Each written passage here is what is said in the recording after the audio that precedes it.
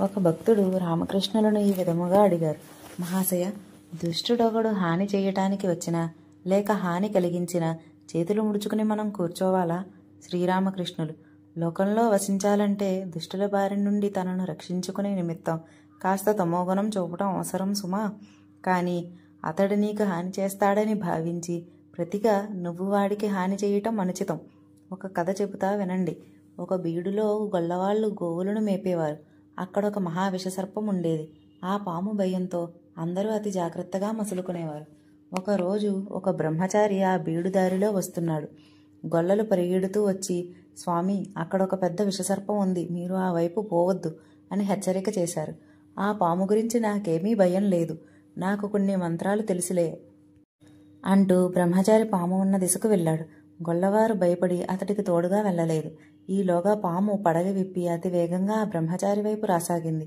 పాము దగ్గరకు రాగానే బ్రహ్మచారి మంత్రం వేశాడు. తక్షణమే అది వానపాము మాదిరి అతడి కాళ్ల వద్ద పడిపోయింది. అప్పుడు ఆ పాముతో బ్రహ్మచారి ఇలా అన్నాడు: ఇటు చూడు, ఇతరులకు హాని కలిగిస్తూ ఇలా ఎందుకు తిరుగుతున్నావు? రా, నీకు మంత్రోపదేశం చేస్తాను. ఈ మంత్రాన్ని జపిస్తే నీకు భగవంతుని మీద భక్తి, భగవద్ దర్శనం కలుగుతుంది. నీ హింసా ప్రవృత్తి తొలగిపోతుంది. ఇలా అంటూ ఆ పాముకు మంత్రోపదేశం చేశాడు. పాము మంత్రోపదేశం పొంది, స్వామి, సాధన ఏ విధంగా చేయాలో సెలవివ్వండి అంది. ఈ మంత్రాన్ని జపించు, ఇక ఎవరినీ హింసించవద్దు, నేను మళ్ళీ వస్తాను అంటూ బ్రహ్మచారి తన దారిన వెళ్ళిపోయి. ఇలా కొన్ని రోజులు గడిచాయి. పాము ఎవరినీ కాటు వేయటం లేదు. ఈ విషయం గొల్లపిల్లలు గమనించారు. రాళ్లు రువ్వినా దానికి ఆగ్రహం కలగటం లేదు. అది వానపాములా ప్రవర్తించసాగింది. ఒకరోజు గొల్లపిల్లవాడొకడు పాము వద్దకు వెళ్ళి దాని తోక పట్టుకుని గిరగిరా తిప్పుతూ నేల మీద వాది ఒక మూరను విసిరేశాడు. పాము నోటి నుండి రక్తం కక్కుతూ స్పృహ కోల్పోయింది. కదలకా మెదలకా పడి ఉన్న దానిని చూసి అది చచ్చిందని భావించి గొల్లబారులు తమ దారిన వెళ్ళిపోయారు.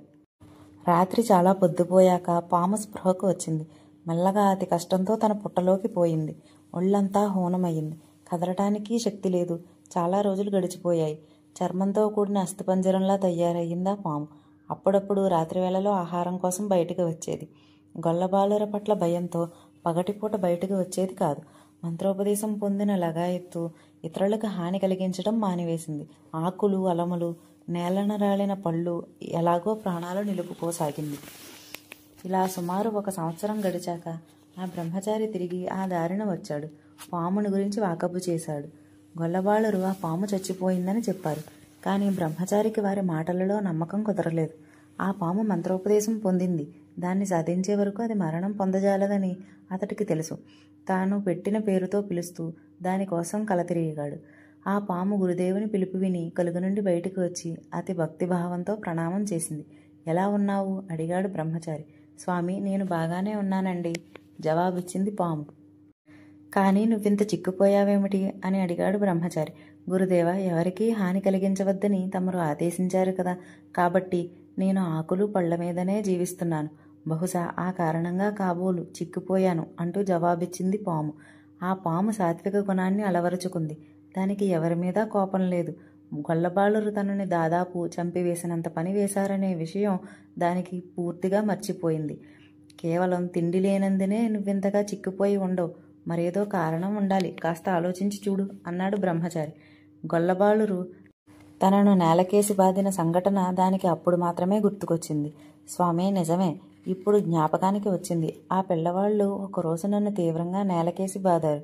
పాపం, వాళ్ళ అమాయకులు. నా మనోస్థితి గురించి వారికి తెలియదు. నేనెవరినీ కాటు వెయ్యనని, ఎవరికీ హాని చెయ్యనని వారికెలా తెలుసు అంది పాము. ఈ మాటలు వినగానే ఆ బ్రహ్మచారి ఇలా అన్నాడు. ఎంత సిగ్గుచేటు, నువ్వెంత తెలివి తక్కువ దద్దమ్మవా? నిన్ను రక్షించుకోవడం కూడా నీకు తెలియదాయే. నిన్ను కాటు వేయవద్దు అన్నాను కానీ బుసకొట్టవద్దని చెప్పలేదే. బుసకొట్టి వారిని ఎందుకు నువ్వు భయపెట్టలేదు? దుష్టుల ముందు బుసకొట్టాలి సుమా. వారు మనకు హాని కలిగించకుండా ఉండటానికై వారిని భయపెట్టాలి. కానీ వారిపై ఎన్నడూ విషాన్ని చిందించరాదు, హాని కలిగించరాదు.